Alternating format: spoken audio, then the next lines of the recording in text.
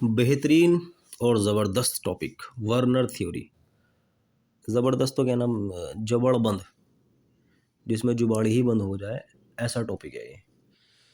और marks gain कराने के लिए बहुत शानदार, ज़बरदस्त, जिंदाबाद वर्नर थ्योरी। इसको समझने के लिए आपको पूरा कोऑर्डिनेशन कंपाउंड या पूरी कोऑर्डिनेशन केमिस्ट्री आनी चाहिए। इसमें बहुत सारी टर्म्स होती हैं, central metal atom, ligand, counter ion, अला बला। पहले आप उसको पढ़ना, फिर वर्नर थ्योरी देखना, वरना आपको ये वीडियो बिल्कुल समझ में नहीं आएगी। वर्नर थ्योरी को बताने से पहले मुझे थोड़ा सा इसका एक्सपेरिमेंट बताना पड़ेगा कि इसने क्या किया था और किस प्रैक्टिकल को करने के बाद अपनी थ्योरी दी थी। वैसे मैं आपको बता दूं, ये फादर ऑफ कोऑर्डिनेशन केमिस्ट्री है, नोबेल प्राइज़ विनर है। जो बात इसने कही थी वो आप खुद दिमाग लगाकर थोड़ी गहराई से सोचना कि यार वाकई में इसने बड़ी बातें बताई थी, है ना। तो मैं आपको पहले थोड़ा सा इसके बारे में, डायरेक्ट तो मैं थ्योरी बोलूँगा नहीं, जो बोलूँगा थ्योरी, आपसे रिक्वेस्ट है कि जब मैं लास्ट में बोलूँगा तो आप वीडियो को पॉज कर करके इस थ्योरी के पॉइंट लिख लेना, क्योंकि वही थ्योरी होगी। मैंने इसके पॉइंट नहीं लिखे, मैं आपको एट ए टाइम बताऊँगा, ठीक है। ये कंपाउंड है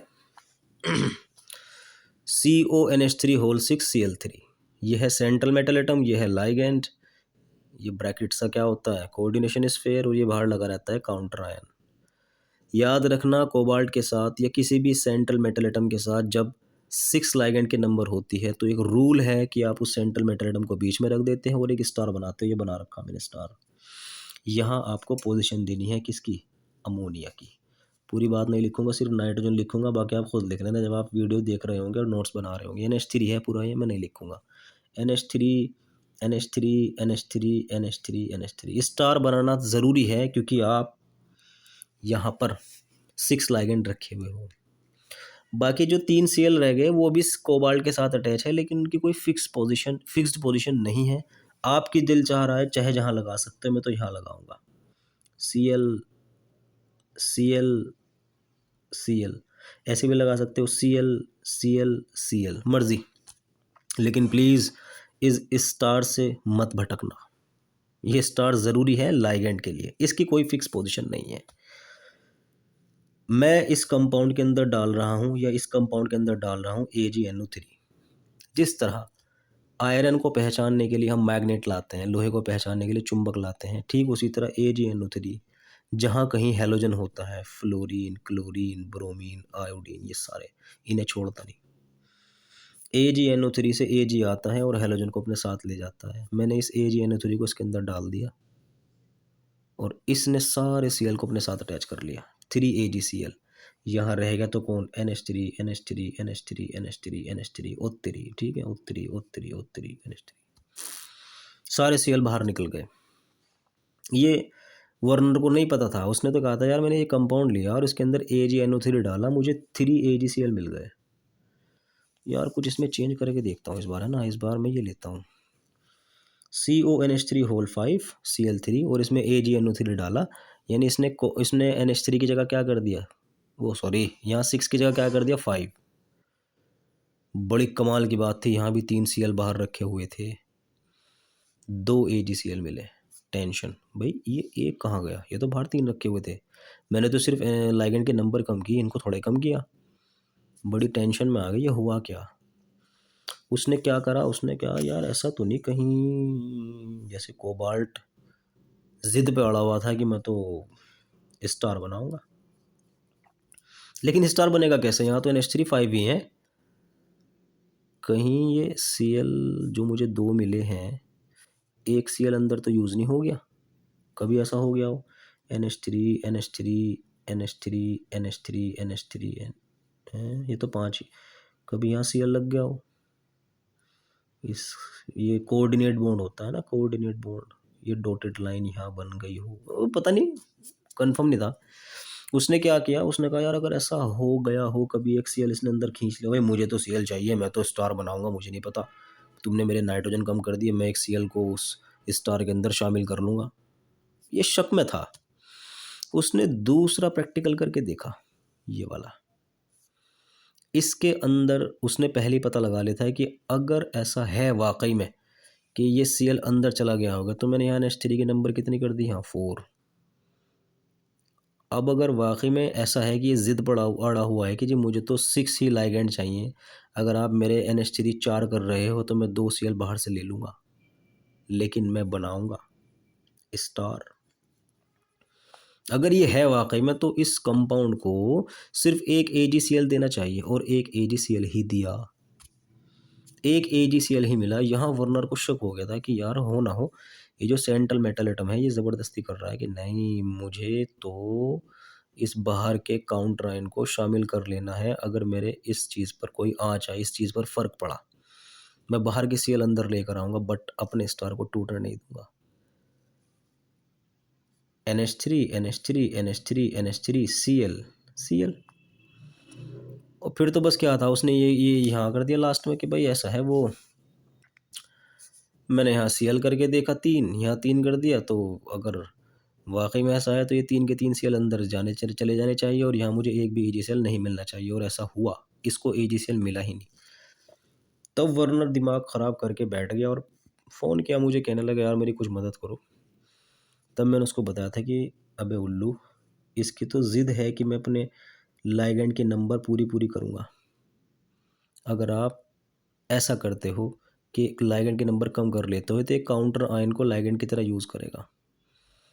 ये जो Cl है जो बाहर लग रहे हैं, ये ठीक है कोबाल्ट से अटैच हैं, लेकिन इनकी कोई फिक्स्ड पोजीशन नहीं है। फिक्स्ड पोजीशन तो उन्हीं की होती है जो लाइगैंड की तरह यूज़ होते हैं। ठीक, तो सेंट्रल मेटल एटम की दो टाइप की वैलेंसी होती है। एक वो जो बाहर रखी रहती है, उसका कोई वजूद नहीं होता, ना कोई पोजीशन होता। और एक वो जिसकी अपनी एक फिक्स्ड पोजीशन होती है।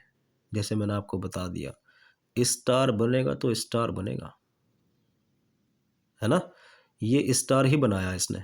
तो ये जो वैलेंसी है ये वाली, जिसकी एक फिक्स पोजीशन है, जिसका अपना एक ख़ास शेप है, इसको कहा जाता है सेकेंडरी वैलेंसी। और ये जो बेचारी जो मैं डॉटेड लाइन से शो कर रहा हूँ, प्राइमरी वैलेंसी। इसका ना तो कोई फिक्स्ड शेप है, ना कोई पोजीशन है कि यहाँ लगा तो कुछ नहीं। तो वर्नर ने इसी बात का पता लगाया था कि सेंट्रल मेटल एटम की दो टाइप की वैलेंसी है, एक प्राइमरी, एक सेकेंडरी। सेकेंडरी वैलेंसी का अरेंजमेंट यानी जुड़ने का तरीका फिक्स्ड है, वो चेंज नहीं हो सकता। और जो प्राइमरी वैलेंसी है वो कोई फिक्स्ड पोजीशन या कोई कोई ख़ास अरेंजमेंट उसका नहीं है। तो एक तो ये बात पता लगाई प्राइमरी और सेकेंडरी वैलेंसी का, ठीक। और उसने बात पता लगाई थी कि अगर आप इसको पानी में डालते हो तो ये ऐसे टूटेगा, CONH3 whole 6 3 positive plus Cl negative plus Cl negative plus Cl negative. क्योंकि एक Cl पर एक नेगेटिव, एक Cl पर कितने Cl हैं टोटल 3 है ना, तो 3 Cl के अकॉर्डिंग इस पर क्या आना चाहिए, इस ब्रैकेट पर आना चाहिए 3 पॉजिटिव। तो कितने आयंस आपको मिल रहे, कितने पार्टिकल मिल रहे, 1 2 3 4। इसमें जो आयंस थे वो कितने मिले, 4 आयंस। और जब इसने इसको पानी में डाला CONH3 होल 5, तो बाहर क्या रखा हुआ था, Cl3। ये कुछ ऐसा हुआ, अरे यार ये तो 5 ही हैं, तो CONH3 कितने 5, एक अंदर Cl आ जाएगा, ऊपर क्या रह जाएगा 2 पॉजिटिव। 3 Cl में से एक अंदर, समझ गए, एक की एंट्री हो गई। और बाहर कौन रह गया, Cl नेगेटिव Cl नेगेटिव। कितने मिले, 1 2 3, कितने आयंस मिले 3। इसके केस में 4 आयंस, 3 आयंस, 2 आयंस। इसमें तो कोई आयन मिला ही नहीं। इसके 2 आयंस कैसे मिले थे, आप लोग समझदार है, जब आप इसको पानी में डालोगे तो ऐसे टूटेगा। कैसे, CONH3 whole 4 Cl2 Cl negative, और ये क्या पॉजिटिव, एक ये रहा और एक ये रहा। तो इससे फ़ायदा क्या हुआ, इससे उसने पता लगाया था कि जैसे मेरे पास एक वाटर है, वाटर के अंदर आपने डाल दिया एक सॉल्ट NaCl, तो जो पानी है उसकी कंडक्टिविटी बढ़ जाती है। क्यों, क्योंकि पानी के अंदर NaCl ऐसे टूट जाता है, Na पॉजिटिव Cl नेगेटिव। तो अगर आप पानी में डाल देते हो इसकी कंडक्टिविटी बढ़ जाती है, ये बल्ब को या ट्यूब को और तेज़ी से जलाता है। तो उसने एक वाटर के अंदर इसको भी डाल के देखा, इसको भी डाल के देखा, यानी इसको भी डाल के देखा, इसको भी डाल के देखा, इसको भी डाल के देखा, इसको भी डाल के देखा, तो सबसे ज़्यादा कंडक्टिविटी इसकी आ रही थी, जो कि टूट रहा था। कैसे? ऐसे, यानी नंबर ऑफ आयंस इसके केस में ज़्यादा मिल रहे थे, 1 2 3 4, और इसकी कंडक्टिविटी भी बहुत ज़्यादा थी। इसकी कंडक्टिविटी उससे कम, इसकी कंडक्टिविटी उससे कम, और इसकी कंडक्टिविटी सब अव्वल तो इसकी कंडक्टिविटी थी ही नहीं। तो यहाँ वर्नर ने पता लगाया था कि यार ये जो कंडक्टिविटी ज़्यादा मिल रही है, ये ज़्यादा आयंस प्रोड्यूस कर रहा है, और ये वाला बाहर का जो मामला है ये आयनाइजेबल है, आयन की फॉर्म में बाहर निकाला जा सकता है। जो अंदर वाला NH3 है वो नॉन आयनाइजेबल है, बाहर नहीं निकाला जा सकता आयन की फॉर्म में। यही हादसा यहाँ भी तो हुआ था, CONH3 होल 5Cl3 क्या हुआ था, ये एक Cl अंदर चला गया था ना, तो बाहर कितने रह गए थे, सिर्फ 2, वो एक अंदर Cl चला गया था, तो ये आयन की फॉर्म में बाहर नहीं निकला, माने ये Cl यूज हो चुका सेकेंडरी वैलेंसी की तरह। किसके लिए? कोबाल्ट के लिए। क्यों? क्योंकि ये कह रहा था आपने मेरे 5 कर दिए, मैं तो एक बाहर का Cl लाकर उसको लाइगेंड की तरह यूज करूँगा। तो ये वाले Cl क्या हो गए थे? आयनाइजेबल, आयन की फॉर्म में बाहर निकाले जा सकते थे, और ये वाला Cl नॉन आयनाइजेबल, यानी जो ब्रैकेट के अंदर चला गया वो नॉन आयनाइजेबल बन गया और सेकेंडरी वैलेंसी बन गया, और जो बाहर था वो आयनाइजेबल और प्राइमरी वैलेंसी। बोलो बात समझ में आई या नहीं? अब मैं आपको बता रहा हूँ इस थ्योरी के पॉइंट, आप लोग वीडियो को पॉज करके लिखते रहना। फर्स्ट पॉइंट थ्योरी, ये आपको मैंने कंडक्टेंस एक्सप्लेन कर दिया। कंडक्टेंस किसकी ज़्यादा होगी? सबसे ज़्यादा इसकी, 4 पार्टिकल मिलेंगे, 2 पार्टिकल मिलेंगे, सॉरी 4 3 2 पार्टिकल मिलेंगे, और यहाँ कुछ भी पार्टिकल नहीं मिलेगा। तो ये दूसरा जो एक तो प्रैक्टिकल करा था इसने AgNO3 वाला, डाल कर क्या निकाला था, AgCl। दूसरा इसने अपनी बात को प्रूव करने के लिए, कौन सी बात, कि सेंट्रल मेटल एटम की 2 टाइप की वैलेंसी होती है, एक प्राइमरी और एक सेकेंडरी। इस बात को प्रूव करने के लिए इसने इसका सहारा लिया था कंडक्टेंस का, कि जी देखो इसकी कंडक्टेंस सबसे ज़्यादा, इसकी कम, इसकी कम। क्यों होती जा रही कम? क्योंकि हम लाइगेंड को कम कर रहे हैं, तो वो काउंटर आयन को क्या कर रहा है, अंदर की साइड यूज़ कर रहा है। क्यों? क्योंकि ये अपनी सेकेंडरी वैलेंसी पर आंच नहीं आने देता। ये कहता है मैं कुछ भी करूँगा लेकिन मैं अपनी सेकेंडरी वैलेंसी पूरी करूँगा, स्टार ज़रूर बनाऊँगा, है ना। तो अब आपको मैं थ्योरी के पॉइंट बता रहा हूँ, लिखते रहना वीडियो को पॉज करके। पहला पॉइंट, सेंट्रल मेटल एटम की 2 टाइप की वैलेंसी होती है। The central metal atom has 2 types of valencies, primary valency and secondary valency. Primary valency and secondary valency. Third point, primary valency is ionizable and secondary valency is not. Primary valency ionizable होती है और secondary valency नहीं होती। Fourth, primary valency को हम dotted line से show करते हैं, जबकि सेकेंडरी वैलेंसी को स्ट्रेट लाइन से। Primary valency is denoted by dotted line and secondary valency is denoted by straight line, denoted, ठीक है। फिफ्थ, जो सेकेंडरी वैलेंसी है उसकी एक डेफिनेट अरेंजमेंट होती है, प्राइमरी वैलेंसी की कोई डेफिनेट अरेंजमेंट नहीं होती। Secondary valency has a definite arrangement but primary valency has not. Clear? ये आपका फिफ्थ पॉइंट हो गया। सिक्स्थ, ये जो सेकेंडरी वैलेंसी होती है ये इक्वल होती है कोऑर्डिनेशन नंबर के, और कोऑर्डिनेशन नंबर क्या होता है? Total number of ligand. ये कितने लाइगेंड है? 6, तो इसकी सेकेंडरी वैलेंसी भी 6 है। यहाँ सेकेंडरी वैलेंसी कितनी थी? 4, लेकिन आप जानते हो कि इसने क्या करा था, बड़ी चालाकी से 2 Cl अंदर ले आए थे, तो इसकी सेकेंडरी वैलेंसी क्या हो गई थी? 6 ही हो गई थी। क्यों? 4 तो ये और 2 इसने यूज़ कर लिए थे। तो मतलब ये लाइगेंड के नंबर चेंज नहीं करता, ये लाइगेंड के नंबर उतनी रखता है जितनी इसने जिद पकड़ रखी।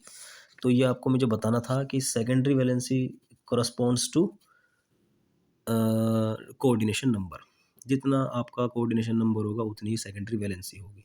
ये 6 पॉइंट्स थे इसके वर्नर थ्योरी के, जिसमें सबसे मेन पॉइंट यही था कि मतलब इसने यही बताया था कि जो सेंट्रल मेटल एटम होता है उसकी 2 टाइप की वैलेंसी होती है, और जबकि हमने तो ऐसा कुछ पढ़ा ही नहीं। जैसे एन है, एन पर क्या चार्ज होता है? एक पॉजिटिव, वही है तो है, ये तो इसकी एक ही वैलेंसी है। और Cl पर क्या चार्ज है? नेगेटिव, इसकी एक वैलेंसी है। लेकिन कोऑर्डिनेशन कंपाउंड के अंदर सेंट्रल मेटल एटम 2 टाइप की वैलेंसी दिखाता है। ये बड़ी बात थी, इसी बात पर इसको मिला था नोबेल प्राइज़ कि सेंट्रल मेटल एटम 2 टाइप की वैलेंसी रखता है, ये भी और ये भी। ये प्राइमरी है, ये सेकेंडरी है, ये आयनाइजेबल है, ये नॉन आयनाइजेबल है। इसको डॉटेड लाइन से शो करते हैं, इसको स्ट्रेट लाइन से शो करते हैं। ये कोऑर्डिनेशन नंबर के इक्वल होती है। वर्नर थ्योरी के और भी एग्जाम्पल हैं। वैसे तो मैंने आपको तमीज़ के साथ ये वाला ही एग्जाम्पल पढ़ाया, CONH3 होल 6, बाहर क्या लगा हुआ है Cl3। और भी एग्जाम्पल हैं, आपको टेंशन देने के लिए आ सकते हैं, जैसे ये PT प्लेटिनम Cl4 × 6H2। इसको आप कैसे लिखोगे? PTNH3 होल 6 Cl4 बाहर। अब इसके अंदर वही गड़बड़ी है, ये तो मैंने एक कंपाउंड लिखा है, इसके अंदर डाला मैंने क्या? AgNO3। आप लोग समझदार है, बाहर क्या लग रहा है? समझ गए होंगे कितने मिलेंगे? 4 AgCl। अगली बार क्या करना है? इस NH3 को कर देना 5 और डालना इसके अंदर AgNO3। AgCl के कितने मिलेंगे? समझ गए होंगे? 3। इस तरह करते करते 2 1 0। तो इसके भी बहुत सारे एग्जाम्पल तैयार हो जाएंगे। और आपको वही बोलना है कि प्लेटिनम इस कंपाउंड के अंदर 6 वो रखता है सेकेंडरी वैलेंसी, लेकिन जब इसको 5 किया जाता है तो इतने आयंस प्रोड्यूस होते हैं, इतने आयंस प्रोड्यूस होते हैं, इतने आयंस, हर एक के केस एक्सप्लेन करना पड़ेगा आपको। ये प्लेटिनम का कंपाउंड है। जो टॉपिक बढ़ाने वाला पॉइंट है वो प्लेटिनम का है। बाकी कोऑर्डिनेशन केमिस्ट्री में वर्नर थ्योरी को कोबाल्ट का ही एग्जाम्पल पहले दिया जाता है, प्लेटिनम के भी एग्जाम्पल चल जाएंगे। दूसरा कंपाउंड जो मतलब एक तो ये वाला कंपाउंड हो गया, एक ये वाला कंपाउंड हो गया, एक ये वाला कंपाउंड है, इसके अंदर भी सेम बदतमीज़ी आपको करनी है ये वाली। यहाँ प्लेटिनम ज़बरदस्ती पर है कि मेरी लिगेंड की नंबर कितनी है? ऑलरेडी 4 है, ऑलरेडी 4 है। ये क्या रखा हुआ है? Cl2। वही करना है इसके अंदर, आपको 3 करना है। सॉरी, पहले तो इसी के अंदर AgNO3 डालना है। कितने मिलेंगे आपको? 2 AgCl। फिर आपको इसको 3 कर देना है, फिर AgNO3 डालना है। समझ गए? एक AgCl मिलेगा। फिर इसको 2 कर देना है, फिर AgNO3 डालना है। आप लोग समझदार हो तो इसकी एक अपना आप में सीरीज़ तैयार होगी। जैसे इसकी सीरीज़ तैयार हो ना, ये वाली 1 2 3 4, ये अलग है, ये अलग कंपाउंड है, और ये वाला ये अलग कंपाउंड है। इसके भी आपको 1 2 कम से कम 5 तक मिल जाएंगे। क्यों? क्योंकि इसको बार बार हटाते रहेंगे। और एक कंपाउंड ये है अलग। ये कोबाल्ट के, इसके और इसके किसी भी कंपाउंड पे आप पे क्वेश्चन कर सकता है वर्नर थ्योरी को लेकर। और आप लोग लक्की हुए तो वो ये कंपाउंड नहीं देगा, वो बस आपसे सिर्फ पॉइंट पूछेगा कि भाई हमें तो वर्नर थ्योरी के पॉइंट बता दो। तो ये 7 पॉइंट्स आपको लिखने हैं। ठीक, वर्नर थ्योरी से रिलेटेड अब मेरे पास और कुछ नहीं बचा। उम्मीद है कि आप लोगों को ये टॉपिक समझ में आया होगा। ये वीडियो उन तक ज़रूर भेज देना जो बच्चे ट्यूशन नहीं लगा पाते, वीक हैं फाइनेंशियली। ठीक है, थैंक यू।